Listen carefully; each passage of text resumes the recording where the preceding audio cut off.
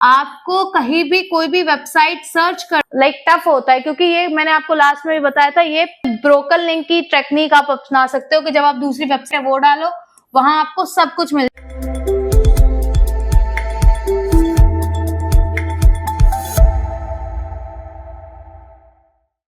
Hi guys, welcome back to our channel Skill People and in this series of digital marketing जो topic हम कवर कर रहे हैं that is off page SEO, जिसके अंदर हमने लास्ट क्लासेस में जाना था अबाउट द बैकलिंकिंग।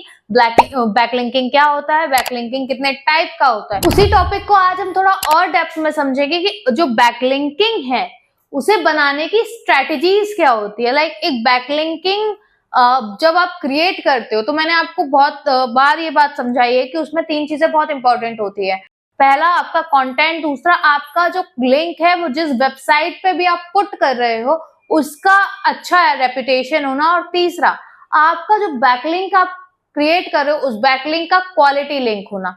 तो ये सारी जो चीजें हैं ना वो बैकलिंकिंग स्ट्रेटेजीज में काम करती हैं। तो आज हम इसी के बारे में बात करेंगे, जहां हमें ये समझना होगा कि जो हम बैकलिंकिंग कर रहे हैं ना उसके लिए हमारे जो मेन मोटिव है वो सिर्फ अपनी वेबसाइट का लिंक दूसरी वेबसाइट से कनेक्ट करना नहीं है, बल्कि उस वेबसाइट से लिंक जूस प्रोवाइड करके अपनी वेबसाइट का डीएपीए इंक्रीज करना है। आज के इस लेक्चर में हम उसी कुछ स्ट्रेटेजीज के बारे में बात करेंगे जिससे हमारी वेबसाइट के डीएपीए और ज्यादा इंक्रीज हो जाए। Let's get start with the video. Guys, हमने लास्ट क्लास में भी समझा था और उससे पहले भी मैंने एक लेक्चर दिया है अबाउट बैकलिंकिंग। तो देखो, बैकलिंकिंग जो हम करते हैं वो अपनी वेबसाइट के डीएपीए को इंक्रीज करने के लिए करते हैं, जो हमारे ट्रस्ट का साइन है फॉर गूगल कि हमारी वेबसाइट ट्रस्टवर्दी है, हमारी वेबसाइट रिलेवेंट है, आप उसके ऊपर रिलाई कर सकते हो।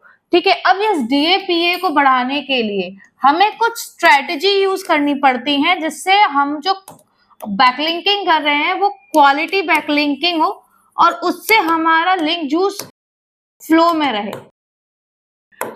इस सब चीज के बारे में हमें बात करनी है कि भाई कुछ तो ऐसा हमें करना होगा ना, कुछ पर्टिकुलर टाइप ऑफ बैकलिंक्स होते हैं जो इसमें हेल्प करते हैं, कुछ पर्टिकुलर टाइप ऑफ रिसर्च होती है, कुछ पर्टिकुलर टाइप ऑफ कंटेंट हम लिखते हैं, तो ये सब चीजें हमें मैनेज करनी पड़ती हैं। तो आज के इस क्लास में हम बात करेंगे कुछ ऐसी ही स्ट्रेटेजी की। देखो, फर्स्ट जो स्ट्रेटेजी में आता है वो आती है गेस्ट पोस्टिंग। गेस्ट पोस्टिंग क्या होता है ये मैंने आपको लास्ट क्लास में भी समझाया था। तो गेस्ट पोस्टिंग आपको 110% क्वालिटी बैकलिंक्स देती है। ठीक है, क्वालिटी बैकलिंक्स देती है और इससे लिंक जूस भी बहुत जल्दी ट्रांसफर होता है। ठीक है, ये 100% आपको रिजल्ट तक दे सकती है। और गेस्ट पोस्टिंग में आपको क्या करना पड़ता है, ध्यान रखिए, I am talking about guest posting not link exchange. समझ रहे हो, गेस्ट पोस्टिंग बहुत सीधी सी एक्सरसाइज है। आपको कहीं भी कोई भी वेबसाइट सर्च करनी है, उस वेबसाइट पर अपना कंटेंट और रिक्वेस्ट मेल करना है। कई जगह मेल की परमिशन होती है, कई जगह मैसेज की परमिशन होती है। आपको अपना कंटेंट रिक्वेस्ट के लिए भेजना है एंड देन जब अप्रूव हो जाए तो आप उस कंटेंट को उसकी वेबसाइट पर ड्रॉप कर सकते हो। और ये वेबसाइट्स ढूंढना और देखना बहुत टफ होता है, क्योंकि ये मैंने आपको लास्ट में भी बताया था ये पेड होती हैं। ठीक है, अक्सर वेबसाइट गेस्ट पोस्टिंग करने की परमिशन पर पे मांगती हैं। तो ये वो एक बहुत अच्छी स्ट्रेटेजी अपनी वेबसाइट का डीएपीए स्टार्ट करने के लिए, लेकिन उसमें भी आपको 100% रिजल्ट के लिए पे करना पड़ेगा।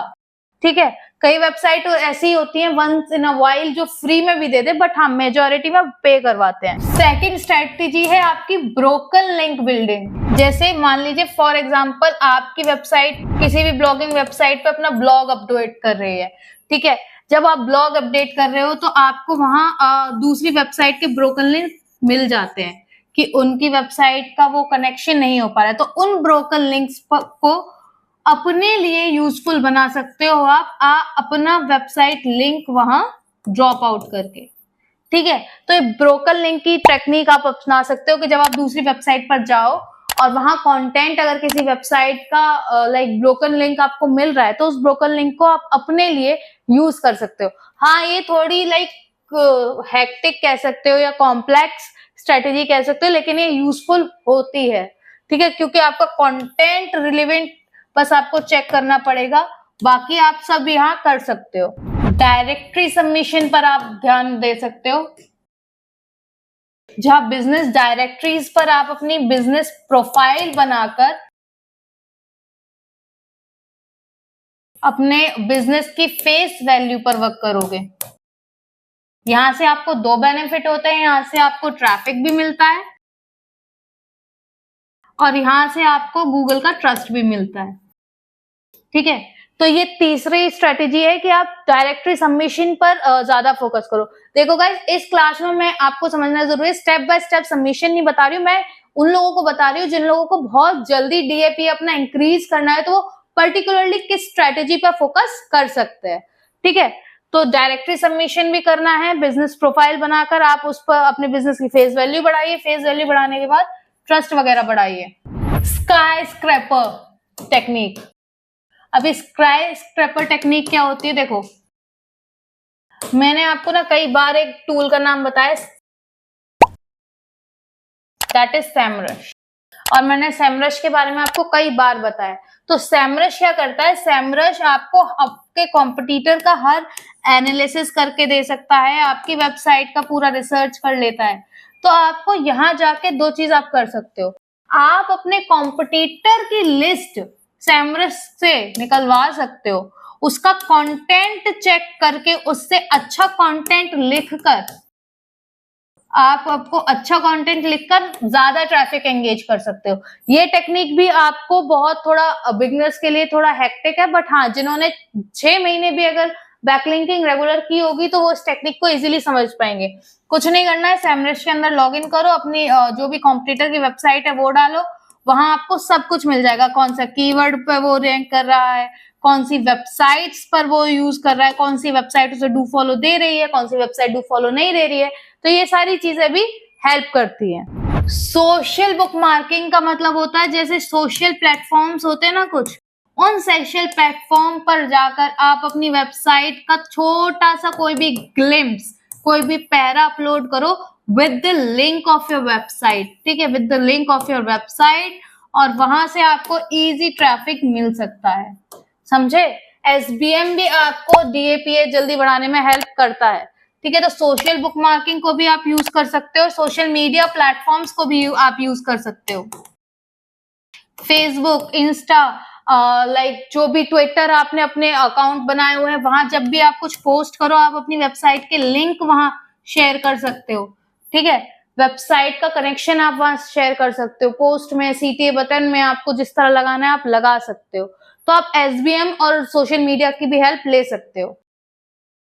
ये सारी चीजें भी आपके डीएपीए को रेगुलरिटी पे इंक्रीज करने में हेल्प करेंगी। Last but not the least, influencer outreach.